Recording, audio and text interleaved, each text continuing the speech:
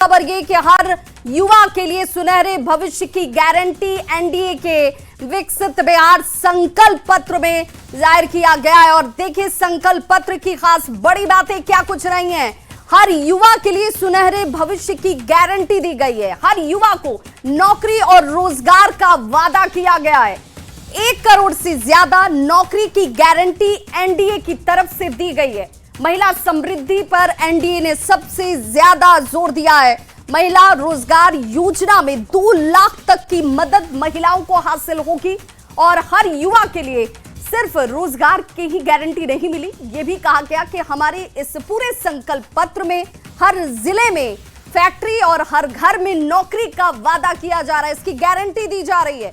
1 करोड़ से ज्यादा नौकरी की गारंटी एनडीए के संकल्प पत्र में है। महिला समृद्धि एनडीए ने सबसे ज्यादा जोर दिया। महिला रोजगार योजना में 2 लाख तक की मदद का वादा किया गया है। व्यवसाय के लिए 10 लाख तक की मदद की जाएगी। 1 करोड़ महिलाओं को लखपति दीदी बनाया जाएगा। अति पिछड़ों की आर्थिक स्थिति का आकलन कर उन्हें आर्थिक तौर पर मदद पहुंचाई जाएगी। 1 करोड़ महिलाओं को लखपति दीदी बनाने की चर्चा, जिसकी हमने बात कही, चिन्हित महिलाओं को करोड़पति उद्यमी के तौर पर तब्दील किया जाएगा। अति पिछड़ों को सम्मान दिलाने के लिए काम किया जाएगा। व्यवसाय के लिए 10 लाख तक की मदद उन्हें दी जाएगी। अति पिछड़ों की आर्थिक स्थिति का आकलन किया जाएगा। 4 नए शहरों में मेट्रो सेवा की शुरुआत होगी। अमृत भारत संकल्प यात्रा जिसकी बात करते हैं, और हर संकल्प पत्र की बड़ी बात है, हर घर में नौकरी और रोजगार। एक एक करके जरा ये देखिए। दूसरी बड़ी बात, हर जिले में फैक्ट्री का वादा किया गया है।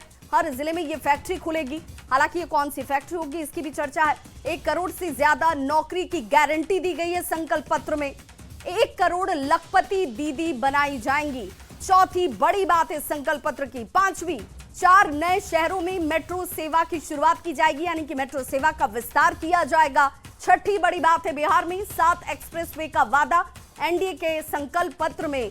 और मां जानकी की धरती सीतापुरम, जिसका विकास एनडीए ने अपना एक संकल्प उससे बनाया है। 10 नए शहरों से घरेलू उड़ान सेवा को और विस्तार दिया जाएगा। बिहार में औद्योगिक मिशन जो है वो संकल्प पत्र में शामिल किया गया और उसकी शुरुआत की जाएगी। 50 लाख नए पक्के मकान लोगों को दिए जाएंगे। नमो रैपिड रेल सेवा का विस्तार किया जाएगा, यानी सड़क से लेकर वायु मार्ग और औद्योगिक क्षेत्र से लेकर महिलाओं के सर्वांगीण उत्थान तक का विजन इसमें शामिल है। और यह भी कहा गया कि सिर्फ हमने महिलाओं की चिंता नहीं की है, हमने सिर्फ किसानों की चिंता नहीं की है, हमने सिर्फ युवाओं की चिंता नहीं की है। इसमें हर वर्ग के हित को पूरा करने के लिए, उन्हें आर्थिक तौर पर सबल और सशक्त बनाने के लिए हमने ये संकल्प पत्र तैयार किया है। ये हमारा संकल्प है अगले 5 सालों के लिए। 5 साल में बिहार को, जो सबसे बड़ी त्रासदी बिहार की हमेशा से रही है, बाढ़, उस बाढ़ से मुक्ति दिलाने का काम किया जाएगा। संकल्प पत्र की बड़ी बातों में एक बात यह भी, जिसमें संवाददाता देखिए शैलेंद्र हमारे साथ लगातार जुड़े हुए हैं और हमारी चर्चा इसी बात पर कि इस पूरे संकल्प पत्र को किन किन बिंदुओं में सबसे ज्यादा महत्वपूर्ण माना जाए। तो रोजगार, जिस पर विपक्ष सवाल खड़ा करता रहा है हमेशा से, एक बड़ी काट एनडीए ने इसमें निकाली है। शैलेंद्र। हाँ बिल्कुल, देखिए पूरे बिहार में रोजगार और इंडस्ट्रीज की मांग पिछले कई वर्षों से की जा रही है और यही कारण है कि तमाम राजनीतिक दल जो हैं वो रोजगार और उद्योग की बात करते हैं। तो जो एनडीए ने अपना संकल्प पत्र जारी किया उसमें प्रमुखता से रोजगार कैसे दी जाएगी इस बात को बताने की कोशिश की गई है कि किन किन क्षेत्रों में रोजगार दिया जाना है, किन किन क्षेत्रों में जो उद्योग लगाना है, वो किन किन क्षेत्रों में काम करना है। ये इन तमाम चीज़ों का जिक्र किया गया और साथ ही साथ जो अलग अलग जातियां हैं बिहार में, उन जातियों के विकास के लिए भी इस संकल्प पत्र में विशेष जगह दी गई है। यदि हम अति पिछड़ा समाज की बात कर लें, यदि हम दलित महादलित की बात कर लें, उसके अलावा अन्य जो बुनियादी सुविधाएं हैं उसका भी इसमें जिक्र किया गया। और सबसे बड़ी बात है कि जब आप इस संकल्प पत्र को पढ़ेंगे तो उसमें केजी से लेकर के पीजी तक ये साफ तौर पर दिखाया गया है कि केजी क्लास से लेकर के पीजी तक जो शिक्षा होगी खास करके महिलाओं की, वो फ्री करने की बात इसमें की गई है। तो एक कहीं न कहीं बहुत ही बड़ी बात यहाँ पर की गई है। महिलाओं को आत्मनिर्भर बनाने के लिए पहले ही सरकार ने जीविका के माध्यम से एक बड़ा समूह तैयार किया। उसके बाद उस समूह में महिलाओं को 10-10 हज़ार रुपये स्वरोजगार के लिए दिया गया। अब 2 लाख देने की बात की जा रही है। तो एक बड़ी बात यहाँ पर की जा रही है। उसके अलावा एक्सप्रेसवे कैसे बनेगा, शहर का आधुनिकीकरण कैसे होगा, क्योंकि बिहार में हमेशा ये मांग उठती रही है कि पटना के साथ साथ जो अन्य शहर हैं उन शहरों को कैसे और हाईटेक किया जाए। इसका पत्र को हम ज्यादा सच्चाई के करीब देखें क्या, क्योंकि डबल इंजन की सरकार और इस पूरे संकल्प पत्र में हमें वो ताकत भी नजर आती है कि आखिर ये संभव कैसे होगा। ये सिर्फ हवाई बातें नहीं है, इसे रोड पर जमीन पर कैसे उतारा जाएगा, तो उसके लिए एक पूरा खाका है। हाँ बिल्कुल, देखिए सिर्फ ये नहीं कहा गया कि हम ये करेंगे, इसमें यह भी बताया गया है कि यदि आप रोजगार देंगे तो रोजगार का सृजन कैसे होगा, उद्योग लगाएंगे तो किन क्षेत्रों में उद्योग लगाए जाएंगे। यदि सरकार अति पिछड़ों की बात कर रही है तो अति पिछड़ी जातियां कौन कौन सी हैं और कैसे उसे लाभ दिया जाएगा, इसका जिक्र किया गया है। यदि दलितों की बात है तो दलितों को क्या सुविधाएं दी जाएंगी, ये इसमें साफ तौर पर बात की गई है। महिलाओं और पिछड़ों को यदि शिक्षा दिया जा रहा है तो कैसे केजी से लेकर पीजी तक मुफ्त शिक्षा और गुणवत्तापूर्ण शिक्षा दी जाएगी, इसकी इसमें चर्चा की जा रही है।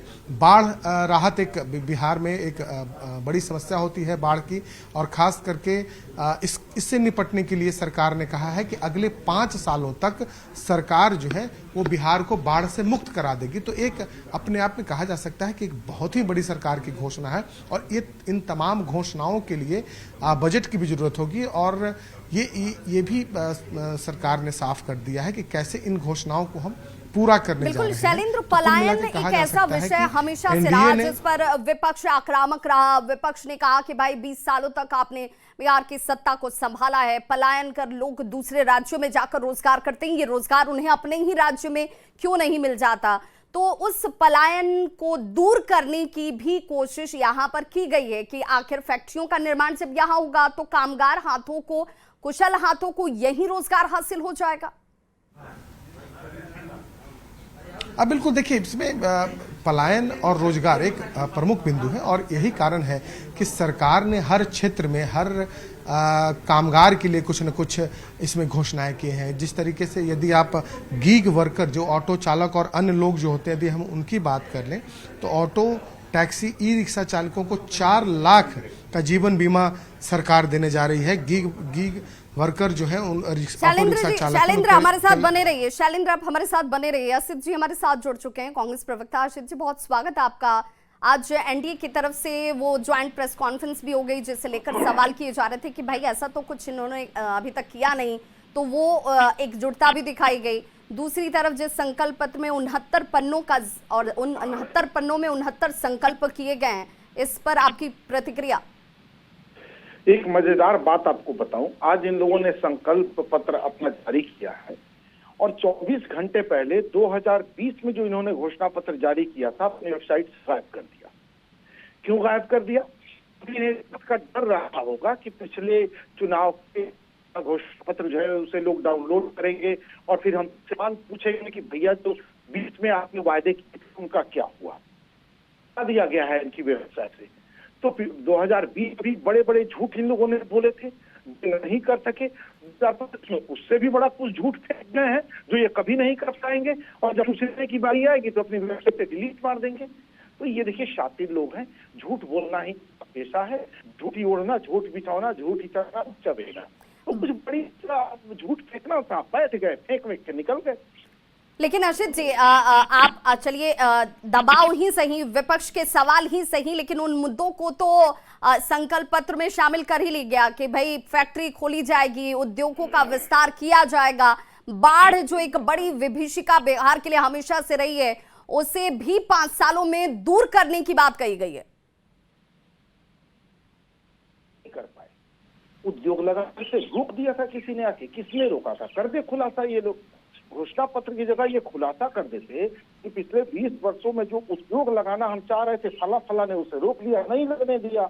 बाढ़ से बचाव के लिए हम जो तटबंध या बांध बनाना चाहते थे उसे फला ने रोक दिया, हम नहीं बना सके। 20 वर्षों से आप यही जुमले दोहरा रहे हैं कि उद्योग लाएंगे, रोजगार लाएंगे, बाढ़ से बिहार को बचाएंगे। 20 वर्षों से चल रहा है, 2005 से। लेकिन अशित जी, इनका तो तर्क हमेशा से रहा कि पहले शून्य वाली हालात थी, पहले इंफ्रास्ट्रक्चर नहीं था, बिजली नहीं थी, सड़कें नहीं थी, उसका विस्तार किया गया और अब हम उस जगह तक पहुंचे हैं जहां पर निवेशकों को बुलाया जा सके, आमंत्रित किया जा सके और निवेश किया जा सके। इस तर्क के साथ संकल्प पत्र को इस रूप में दिखाया जा रहा है। बहुत बहुत शुक्रिया हमारे साथ जुड़ने के लिए। और देखिए, जैसे ही संकल्प पत्र एनडीए की तरफ से सामने आया है, मनोज झा ने क्या कुछ कहा है, क्योंकि प्रतिक्रियाओं का दौर अब शुरू हो गया, जरा वो भी सुनिए। तेरे वादे पे जिए तो ये जाने ना, मतलब बिहार को गुजरात वाली नजर चाहिए। प्रधानमंत्री जी, गृह मंत्री जी, बिहार को फिसड्डी बना कर रखने की जो औपनिवेशिक मानसिकता थी, आप आज उसी में हैं। आप चाहते हैं उपनिवेश बने, कि मतलब गुजरात में निवेश और श्रमिक, बिहार के श्रमिकों का प्रवेश, ये परिपाटी बदलनी होगी। माननीय प्रधानमंत्री जी और एनडीए के लोग, और तारीख कितनी है, 31, दबाव में 4 दिन बाद तो प्रचार बंद हो जाएगा। और अभी आप ला रहे हैं 20 साल का लेखा जोखा। प्रधानमंत्री जी तो एक शब्द नहीं बोलते हैं, बल्कि उनको अपने पुराने भाषण 15 के याद आ जाए तो शर्म आ जाएगी। वो नीतीश जी के राज के घोटाले गिना रहे थे। भाजपा का संकल्प आज दिखा। नीतीश विहीन यह संकल्प पत्र रहा कि नीतीश कुमार जी मौजूद थे मंच पे, उनको बोलने नहीं दिया गया या नीतीश कुमार जी बोलने के स्थिति में नहीं थे। ये भारतीय जनता पार्टी स्पष्ट करें कि आखिर अपने संकल्प पत्र की जो उद्गार कर रहे थे, इसमें नीतीश कुमार को बोलने क्यों नहीं दिए। नीतीश कुमार बोलने के स्थिति में नहीं थे या बोलने नहीं दिया, यह स्पष्ट हुआ कि भारतीय जनता पार्टी की दादागिरी इस संकल्प पत्र में दिखे। तो संकल्प पत्र जारी भी हुआ और सियासी तौर पर बयानबाजियों का दौर भी शुरू हो गया। जीतन राम मांझी ने क्या कुछ कहा है, जरा वो सुनिए। और सुनिए ना, और आप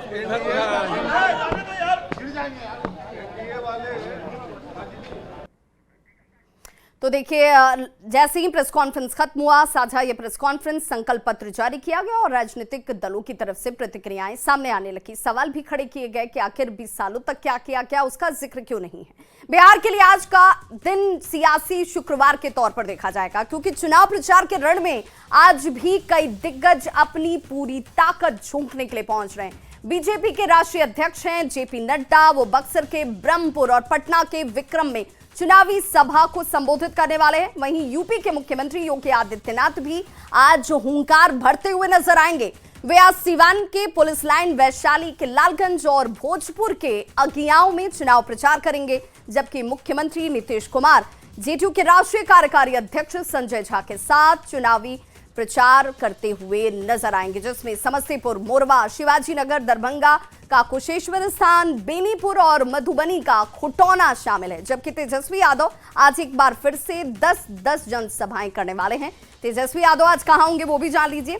4 जिले हैं जहां पर उनकी सभा होने वाली है। मुंगेर, खगड़िया, बेगूसराय, समस्तीपुर में चुनाव प्रचार करने वाले हैं तेजस्वी यादव। तो आज का ये शुक्रवार का दिन जो है वो चुनावी शुक्रवार जरूर है।